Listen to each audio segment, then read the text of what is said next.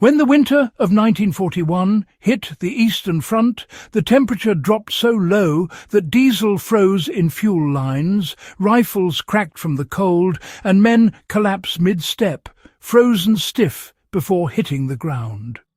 The German advance into the Soviet Union ground to a halt, not because of resistance alone, but because of the kind of cold that stripped the life from an army. Yet amid this brutal freeze, one group of soldiers endured. The secret wasn't high-tech clothing or endless supplies. It was a method born of necessity, discipline, and an understanding of how the human body fights the cold. This was the World War II military secret for surviving extreme cold, a survival technique so effective that modern special forces still quietly use variations of it today. Let's uncover what it was, how it worked, and how you can still apply it to endure the most punishing cold. World War II wasn't just fought with bullets, it was fought against the environment. The cold killed more men than any weapon in certain theatres of war. During the Battle of Moscow, entire regiments were lost not from combat, but from exposure.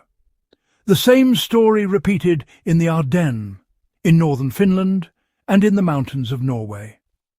The key to survival wasn't strength or luck. It was understanding how to control heat loss before it began. Different armies developed their own cold endurance methods. The Finnish army, who had grown up in Arctic conditions, became masters of using the body's own heat as a resource. The Soviets learned quickly from them and passed those lessons to partisan fighters surviving behind enemy lines. And later, Allied mountain and airborne troops adopted similar strategies after witnessing how their opponents endured sub-zero temperatures without modern gear.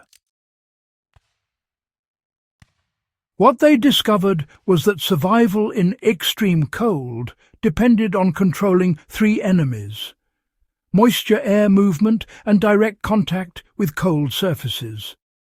These sound simple, but during war, when men were constantly sweating, freezing and moving under fire, mastering these principles took training and precision.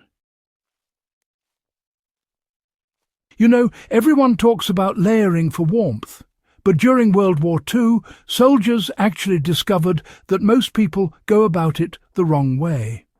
The usual mistake was piling on thick clothes too soon, which, well, led to sweating. And once sweat soaked into those inner layers, the cold would just sap your body's heat about 10 times faster because of evaporative cooling. The solution was, surprisingly, a bit counterintuitive. Soldiers learned to start out cold and focus on staying dry. Finnish ski troops and Soviet winter patrols, for example, often began their marches wearing less than they'd need if they were just resting. They'd keep their outer coats unbuttoned, letting heat and moisture escape while they were moving. Only when they stopped did they close everything up and wrap themselves tightly, trapping all that leftover heat.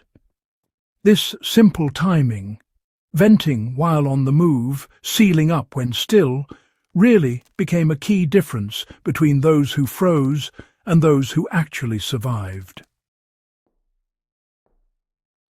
German troops, on the other hand, at first wore way too much too early and honestly paid a heavy price for it. Later in the war, after they captured some Soviet winter uniforms, they ended up adopting the same method, staying light while moving, sealing up tight at rest. Even today, modern military survival training, from the United States Army's cold weather courses to NATO Arctic training, still teaches this exact principle. It's often called vent and trap. When visibility meant death, soldiers couldn't risk lighting fires. Instead, they discovered a method that relied entirely on their bodies. Known unofficially as heat banking, this trick involved deliberately building up body heat through controlled activity, then trapping it for as long as possible. A patrol would march for 10 to 15 minutes, just enough to elevate their core temperature, then stop to insulate before cooling began. They'd close every opening in their clothing, wrap scarves around their necks, and sit close together, backs against each other to share warmth.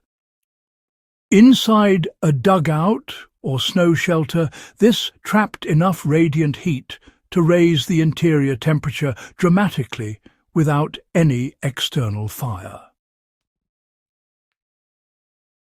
In the Finnish Lapland campaigns, soldiers even used animal skins or dry moss to line their shelter floors, preventing ground conduction.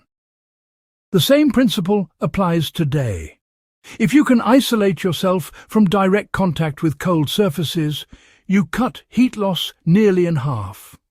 This is why modern sleeping pads, bivy sacks, and emergency blankets work so well. They mimic the same World War II microclimate system that soldiers perfected in the field. Soldiers who managed to survive those sub-zero nights, well, they followed a really strict rhythm. They would eat small amounts of high-fat food before resting, since, digestion actually releases heat. They also changed their socks often, sometimes even rotating pairs inside their clothing to dry them out using their own body warmth.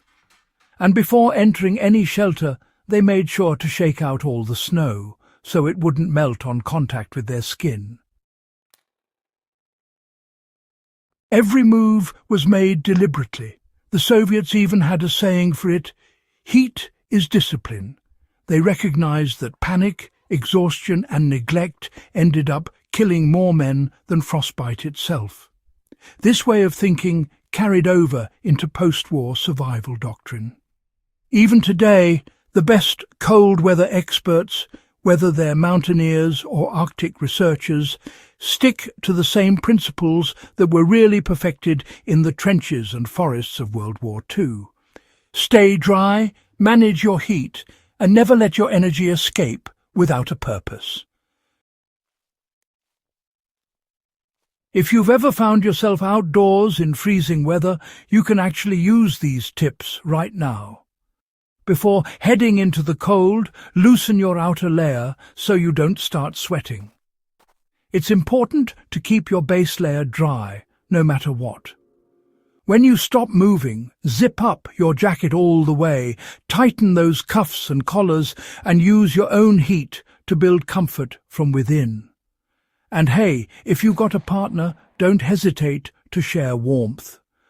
Two bodies together in a confined shelter can keep survivable temperatures for hours longer than just one alone, a fact that World War II soldiers proved time and time again. What's striking about this forgotten World War II cold survival method isn't its simplicity. It's really how it reflects human adaptability under pressure. Soldiers without any synthetic gear, thermal clothing, or electric heaters learned to master their environment by studying their own biology. They treated body heat as a resource to be managed, conserved, and shared. Modern science has only confirmed what they knew by instinct. Studies of extreme cold survival show that even a little bit of moisture or airflow can destroy the microclimate around your body, while proper layering and positioning can actually sustain warmth for hours. The men who survived those frozen battlefields weren't just lucky. They were disciplined students of survival. The World War II military secret for surviving extreme cold still works today because it's not based on equipment, it's based on understanding. The soldiers who mastered it weren't just enduring the cold, they were controlling it. They learned that warmth isn't something you find, It's something you make and protect. So, the next time you head into the cold, whether it's for a winter trek or just a power outage at home, remember this wartime wisdom. Start cold, stay dry, trap your heat, and respect the rhythm of warmth. It's a principle that has kept soldiers alive for nearly a century. And, honestly, it could one day keep you alive too. If you found this breakdown valuable, subscribe to In the Beginning for more deep dives into forgotten wartime ingenuity, ancient fieldcraft, and the survival methods that still outsmart nature today. And hey, share this with a fellow history buff or outdoorsman. The knowledge that once saved lives on frozen battlefields still deserves to be passed on.